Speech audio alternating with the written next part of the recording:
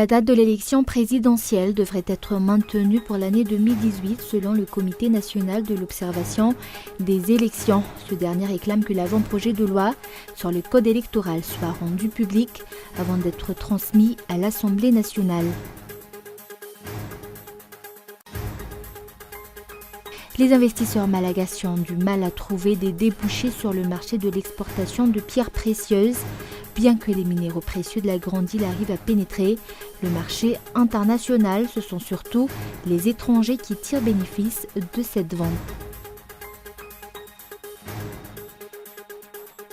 Investiture et manifestation au Kenya. Kenyatta investit président, mais des opposants affrontent la police lors de la cérémonie.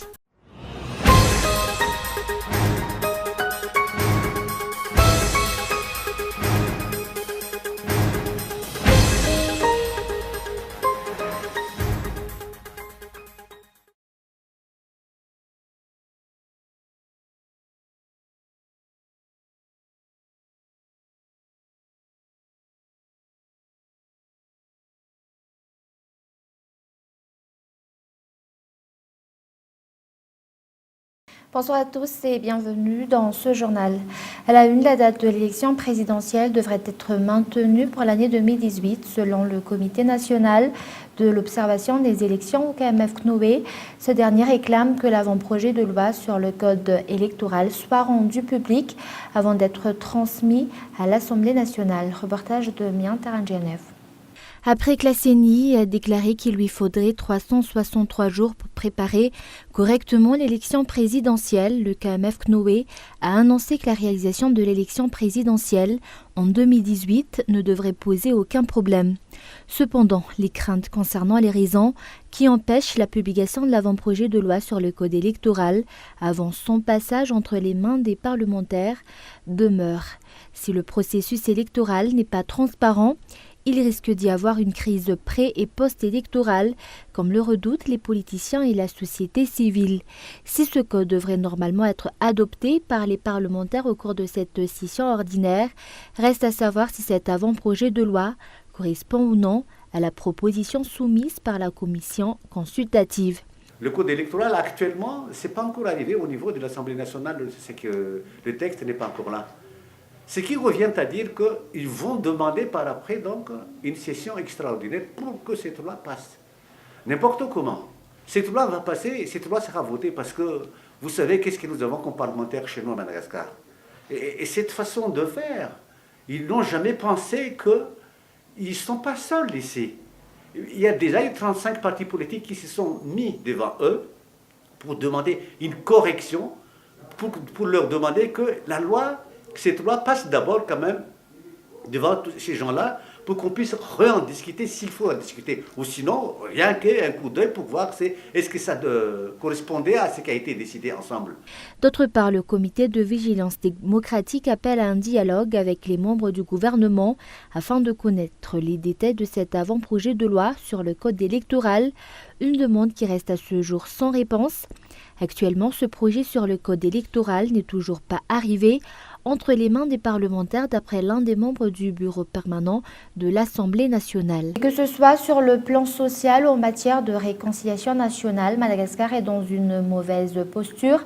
Selon la société civile, la commission établie pour restaurer la réconciliation nationale n'a toujours pas abouti à un résultat concret en ce qui concerne la résolution des problèmes de la nation. Reportage. La société civile a réagi face à la déclaration du FFKM sur la vie nationale actuelle. La situation de la nation actuellement prouve que les 4 étapes fixées par le FFKM pour la réconciliation nationale n'ont pas été respectées. De nombreux points doivent être pris en considération en ce qui concerne la réconciliation nationale. Madagascar est encore loin d'une véritable réconciliation nationale selon une société civile.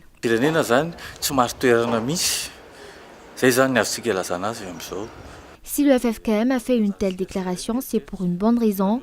Pour ces derniers, les responsables devraient reconnaître leurs torts avant de pouvoir procéder à une réconciliation, ce qui n'est pas le cas actuellement.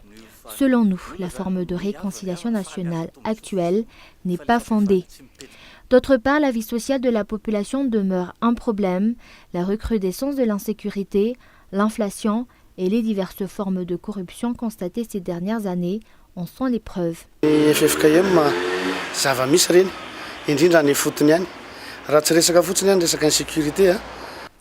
Est-ce que la réconciliation nationale est la priorité actuellement? Selon nous, une réconciliation est difficile vu le niveau de vie de la population. Les principaux problèmes de l'État devraient d'abord être réglés. La réconciliation nationale se fera ensuite peu à peu. Hormis cela, l'application effective de la loi pose encore problème dans la grande île, surtout lorsqu'il s'agit de personnalités haut placées de l'État. Actualité économique, les investisseurs malagasy ont mal à trouver des débouchés sur le marché de l'exportation de pierres précieuses. Bien que les minéraux précieux de la grande île arrivent à pénétrer le marché international, ce sont surtout les étrangers qui tirent bénéfice de cette vente. L'Inde est à ce jour le premier pays importateur de pierres précieuses, mais ces derniers ne proviennent pas directement d'un exploitant malagasy. Reportage. La majorité des pierres précieuses que l'on trouve sur le marché international provient de Madagascar, sauf que ce ne sont pas des investisseurs malgaches qui les exportent. La grande île possède toutes les variétés de minéraux qui intéressent le marché international. Seulement, faute de connaître les débouchés, les investisseurs malgaches en matière de minéraux précieux ne sont pas en mesure de percer le marché international. Actuellement, les investisseurs malgaches sont à la recherche de débouchés directs en Inde pour les pierres précieuses. D'ailleurs, les investisseurs indiens voudraient négocier directement avec les opérateurs malgaches et éliminer ainsi tous les intermédiaires, selon Andriyanirindra Sunzatouv, directeur général de l'Institut de gémologie de Madagascar. Pour une amélioration de l'exportation de pierres précieuses sur le marché international, un salon consacré aux pierres précieuses se tiendra en Inde au mois de janvier prochain. À peu près 15 investisseurs malagas sont attendus pour participer à cet événement. L'actualité sociale en application de la politique foncière établie en 2015 est la cause de la recrudescence des litiges fonciers à Madagascar. Selon la société civile, la volonté des dirigeants à appliquer de cette loi est absente d'après la solidarité des intervenants sur le foncier. Reportage de Onnasen. 2 ans se sont écoulés depuis l'élaboration de la politique foncière censée apporter une solution à la majeure partie des problèmes fonciers de Madagascar. Et pourtant, cette dernière n'est toujours pas appliquée par le gouvernement à ce jour. Le service des domaines n'a toujours pas de programme précis concernant l'application de cette politique.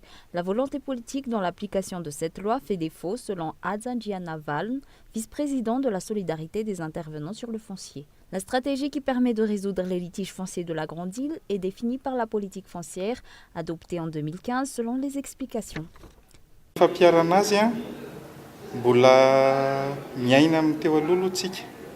Cette politique foncière résout un bon nombre des litiges fonciers rencontrés à Madagascar. Il contient diverses orientations qui portent sur le droit des personnes qui utilisent les terrains ou ceux qui les aménagent, ainsi que le rôle que jouent les propriétés foncières dans l'économie du pays, par exemple. Le gouvernement a promulgué une loi qui favorise les membres du personnel du service des domaines sans porter considération aux intérêts des Malgaches, toujours selon les explications. De ce fait, la discussion entre les membres de la solidarité des intervenants sur le foncier concernant cette nouvelle loi qu'ils n'approuvent pas continue.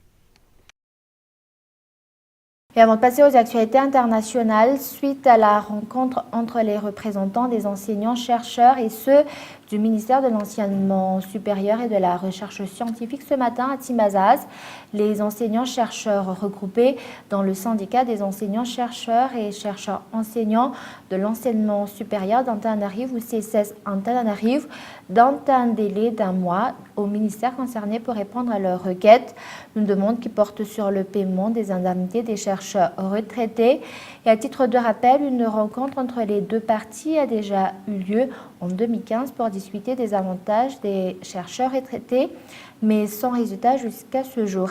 Et si le ministère ne trouve pas de résultats satisfaisants à leur proposer, le CSS Antananarivo va organiser une réunion pour décider de la suite de leur démarche selon les explications du président du CSS. Et actualité internationale, investiture et manifestation au Kenya.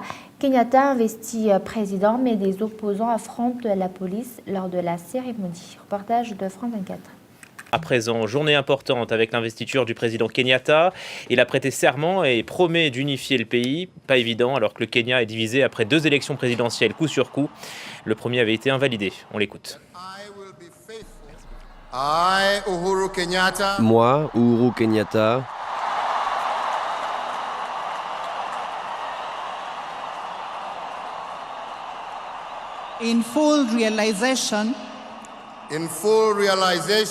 dans le plein exercice de cette haute fonction, j'assume le rôle de président de la République du Kenya.